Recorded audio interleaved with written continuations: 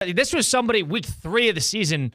We were ready to call his job and empty out his office. We didn't. At least I didn't think he would reach week 6. I did a little digging for you because I was shocked to see this on a number of reasons. Number one, the team stinks this year. We could agree. Now, they fought hard. They've pieced together a pretty good season. And I'm not going to ravaged by injuries. Agreed. Like, there are some things to be proud of. Do you want to know what? You want to know what? If I was a Florida Gators supporter, and thank God I'm not, but if I was a Florida Gators supporter, I'd go right to the recruiting card, which I did. Colin, they're 39th they have the 39th recruiting class in the country. Yeah, but it was cannot do that. It was last year they were great, and I think that has a lot to do with him staying. But how many guys are like?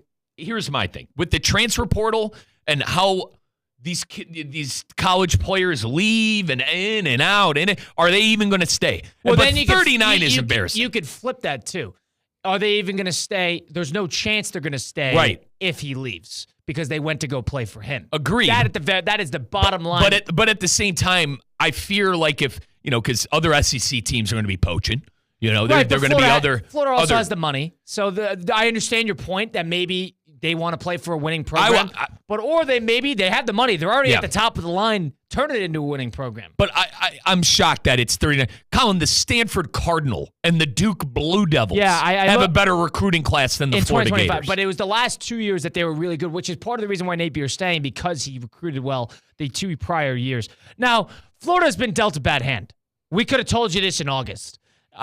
Finishing off their year with at Tennessee, then they have Kentucky at home, then they got the Georgia game, which is at Jacksonville, then at Texas, and then home LSU, and then they got Ole Miss after that. That is ridiculous. Yeah. That is a brutal schedule. You wouldn't wish it on anybody. I wouldn't wish it on Texas or Georgia. That is a brutal, brutal schedule. On top of both of their quarterbacks being injured, they saw something in Lagway. Mertz was pretty solid. They have a lot of young players. And more importantly above all, they could have rolled over and died pretty early on in the year after that Miami game, which was terrible, and they got beat hard by Texas A&M. But instead of that, they responded in a big way.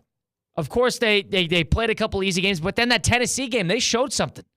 That game went to OT down to the wire, killed Kentucky.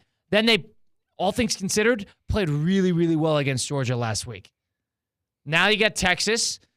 For that, honestly, I'm okay with keeping Napier around. I also think they took a long look at themselves in the mirror. How many coaches have they fired over the last decade? It's only been a couple years. This is a full flush. You really want to do this again? So, what is your perspective on this? So, I'm okay. I'm honestly okay with it. I'm warming up to it. I don't know if he'll ever be able to recruit there. I know you said he had a top 10. Well, he has. That's the thing. He had a top 10 class last year. Well, brother, that's last year. You can't have a 39th recruiting class at Florida. You cannot have a 39th ranked recruiting class at Florida. That's my thing. You have all the money you could possibly. Now, maybe Colony surprises us and brings in transfers. Maybe he sells guys in the transfer portal. The way I look at it, too, is this great transfer, this great class he had last year. Lagway was like the number 3 player in the entire country. They had like the number 3 and 5. You know me and my 5-star recruits. I loved me some Nico I heading into the year. The Arnold kid at Oklahoma. You remember I was high on him. And how great have they really been? So correct. There's a level to that as well. If Lagway's able to stay, if they're able to get healthy next year and but 39th in recruiting is crazy. You're going to have to win some games. If Napier is going to have successful years in recruiting, he has to prove that he could turn this thing around. I don't think they were dreadful last year.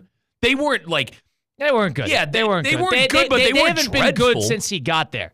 And the problem is you bring him in to revamp the program. Yeah. And all of a sudden, when you revamp a program and you bring in a brand new guy like this, it's going to be a little bit of growing pains. Mm-hmm. But to that point, a lot of Florida fans would probably tell you that moving on, all of a sudden, the grass isn't always greener on the other side. And I think it would stick again with this as well. Yep. Because you give somebody an honest shot. 3 years is an honest shot in the NFL.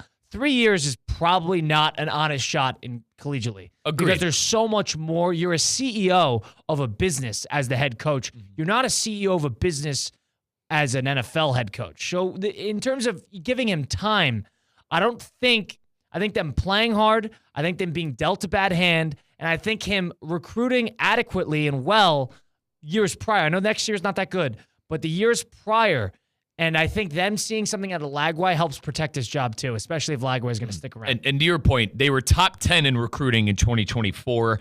And a lot of those guys are going to be a lot older, obviously. They're going to be sophomores. sophomores. Expect them to be great this year. Right. But I when I think of Florida, they've been living in the past or like the ghost of Christmas past of Urban Meyer. They haven't been, let's call it for what it is.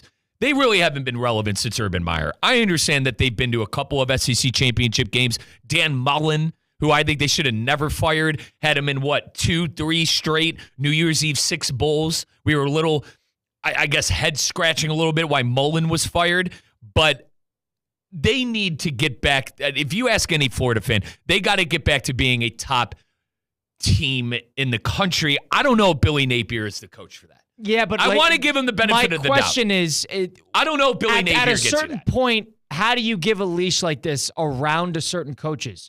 All right, you can't necessarily determine whether Billy Napier is or not. And all of a sudden, you're going to rinse and repeat and bring in who? Right. And that's the biggest thing. And that's why they're not fighting. You hand him a keys to a Ferrari, and you got to make sure they know how to drive it. Billy Napier's just getting a hold of the wheels. He's just getting his bearings. And the fear of going back to the head coaching search is why he's coming back. I think that's, if I had to put percentages on it, I think that's 75% of the reason he's coming back. I don't think they want to reset, and I think they've been impressed with how they've played against top-tier teams, too. Mm-hmm. I think that has something to do with it. We mentioned, Signetti, with Indiana. He's old, but And does he have Florida ties? That has a lot to do with it. SEC ties has a lot to do with it. You pointed out, too, Signetti's no spring chicken either. So, well into his 60s, how much longer is he really going to be doing this? But listen, I guess I'm okay with it. As an Ohio State Buckeye snob, I go right to the recruiting class. 39th isn't good enough. I'm interested to see what a couple of those other recruits are going to do next year that was part of that top 10 recruiting class in 2024. How are you going to maneuver in the portal? And right when that news came out, there was a 4-star quarterback in 2025 that has been crystal balled to flip from Florida State, actually, to Florida. I don't have his name. But I saw that it was a 4-star quarterback that was slated to go to Florida State. I mean, I would get out of there, too. I got news for you. Everyone's leaving Tallahassee, bro. Right. So that has a lot to do with Napier. For some reason, he has resonated with this roster. I think that is a cause for, all right, see this through a little bit further. Right. And with the college football playoff as attainable as it is and as attainable as it'll ever be right now in the next couple of years, do you really want to reset? Yep. Do you really want to, sink the ship and start from scratch when all of a sudden all you really need is a 10-win season in the SEC and you'll probably get in? And you hope Lagway turns into a premier quarterback. And I think they don't want to lose him. They don't want to lose him because he is sure is gone if they let Napier walk. And that injury, by the way, last week when he got injured against Bama, not as significant as maybe we thought originally. He's kind of like a game-time decision heading into this game. So, if you would have asked a Florida fan, and I know we more or less started with this, if you would have asked a Florida fan after week 2, week 3, if this were going to come to fruition, that they would announce that Napier was coming back in week 11, they would have laughed. I really wonder, and that's why I'm interested, like if the phone lines, if there are any Florida fans out there, what are your feelings on this? Because I think a lot of them feel like how I feel about Florida, and they've really just been in the shadow of the Urban Meyer era. There hasn't been anything relevant about that program outside of Dan Mullen for a few years other than Urban Meyer. Yeah. Tim Tebow, man. I mean, Tebow. That was also. Colin Tebow, by the way. That was 16 years ago. It was. 17 years ago. And I got to say, though, Tim Tebow, I think one of the best, if not one of the best college football players I've ever seen. Right. Him, Reggie, like the guys in my childhood. Him, Reggie Bush, like Tebow was it. Right. And I get that. So. You got to get back to that. Let's ask the Florida fan. 888-760.